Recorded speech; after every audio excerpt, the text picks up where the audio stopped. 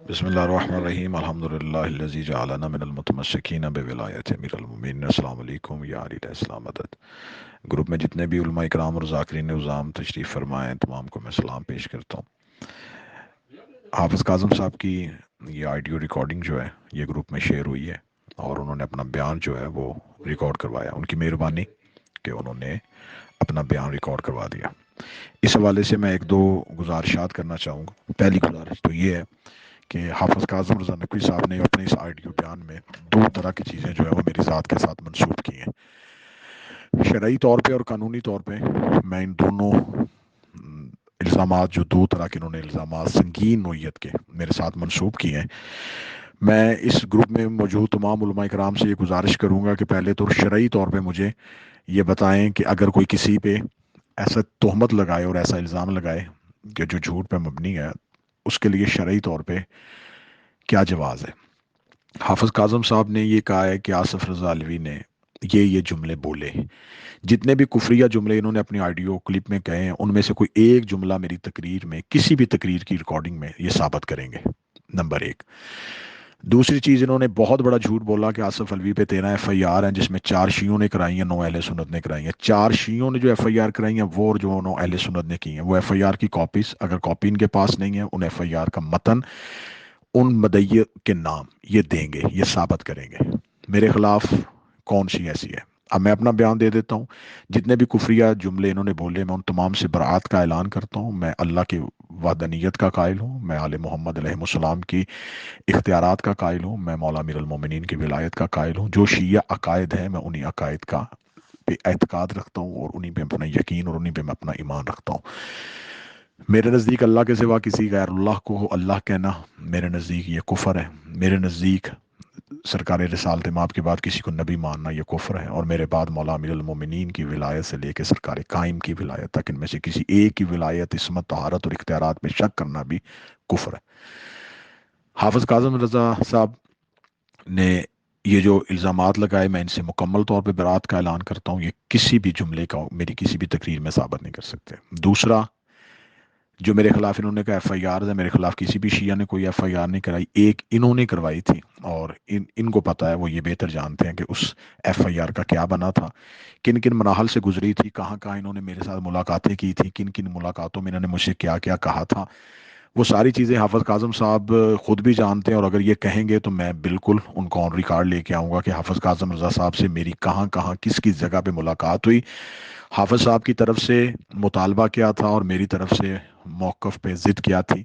ये सारी चीज़ें जो है ये हाफिज़ काज़म साहब बेहतर जानते हैं। और अगर ये कहेंगे, उनसे लाइल्मी का इजहार करेंगे, तो मैं वो पूरी कौम के सामने रखूंगा कि हाफिज़ काज़म साहब, जो FIR आपने मेरे खिलाफ दर्ज करवाई थी, आपकी तरफ से हुई थी, तो उसमें क्या बना था। और उससे अदालत ने हमें बाइज्जत तौर पे बरी किया था। और आपने उसमें भी एक आपके साथियों ने झूठ बोला कि आसिफ रज़ा अलवी ने उसमें ये कह दिया कि मैं माज़ल्ला मैं शिया नहीं हूँ, तो इसलिए ये नुसैरी होने की वजह से कहा था। नहीं, जबकि अगर आप किसी भी कानून समझने वाले वकील को इस ग्रुप में ऐड करें तो मैं फैसले की कॉपी दूंगा कि जिसमें जज ने वाज़े तौर पे लिखा है कि मज़हब शिया में डिफरेंट स्कूल ऑफ थाट्स हैं।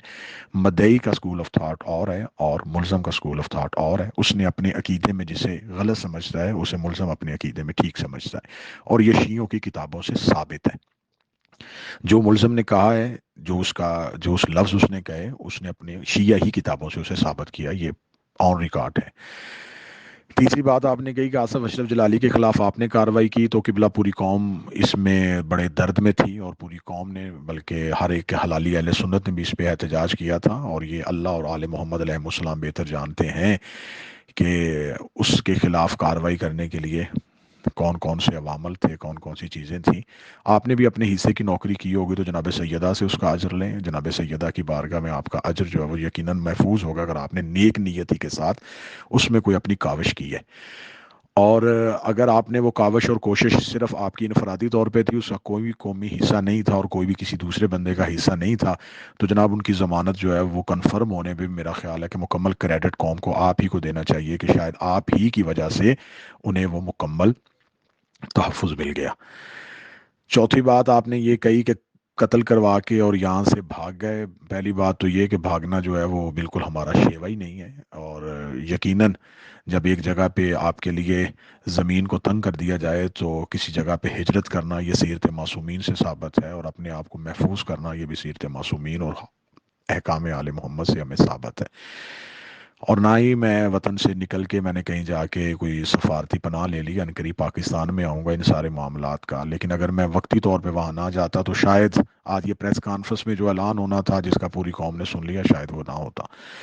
بہرحال یہ تو اس بحث کو لمبا ہم کر لیں گے کہ جتنے بھی شیعہ قتل و غارت ہوئی ہے اس کے پیچھے کون کون سے عوامل تھے، کون کون سے محرکات تھے. بہرحال آپ اس آئیڈیو کلپ میں آپ نے دو چیزیں کہی ہیں. دونوں چیزیں ایک عالم دین ہونے کی حیثیت سے آپ کے سر پہ سیاہ امامہ ہے اور آپ کی سفید ریش ہے. آپ نے یہ دونوں تہمتیں ثابت کرنی ہے. پہلے یہ جتنے بھی آپ نے جملے کہے ان کو میری کسی تقریر سے ثابت کرنا ہے، اور دوسرا یہ 13 FIR اب آپ نے ثابت کرنی ہے. آپ اس گروپ میں اخلاقی طور پہ ثابت کریں بہت مہربانی، لیکن ورنہ میں قانونی طور پہ پابند ہوں آپ سے آپ کی سٹیٹمنٹ کے بعد کہ آپ مجھے بتائیں کہ وہ 13 FIR کون سی ہیں.